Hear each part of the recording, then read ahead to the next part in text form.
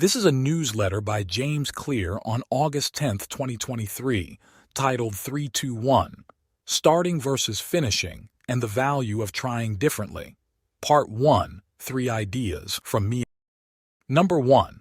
I recently found a box filled with notes I wrote to myself years ago. I like this one. 1. Know what you want. 2. Go after it relentlessly. Idea number 2.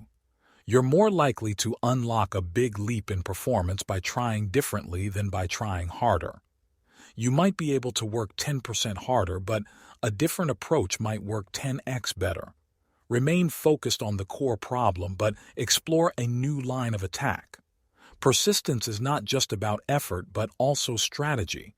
Don't merely try harder, try differently. Idea number 3.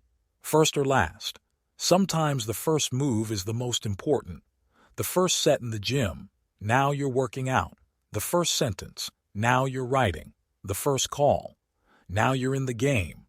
Other times the last move is the most important. The last brick, now the building is built.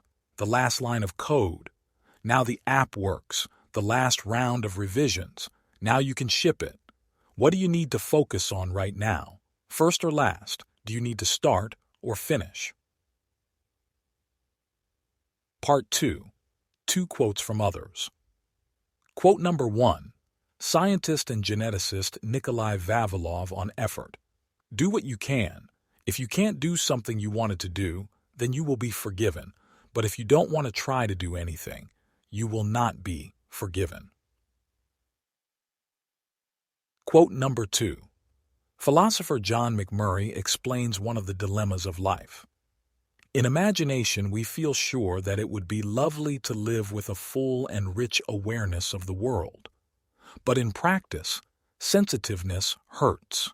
It is not possible to develop the capacity to see beauty without developing also the capacity to see ugliness, for they are the same capacity.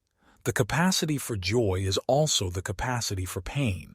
We soon find that any increase in our sensitiveness to what is lovely in the world increases also our capacity for being hurt.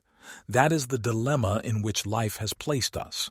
We must choose between a life that is thin and narrow, uncreative and mechanical, with the assurance that even if it is not very exciting, it will not be intolerably painful, and a life in which the increase in its fullness and creativeness brings a vast increase in delight, but also in pain and hurt.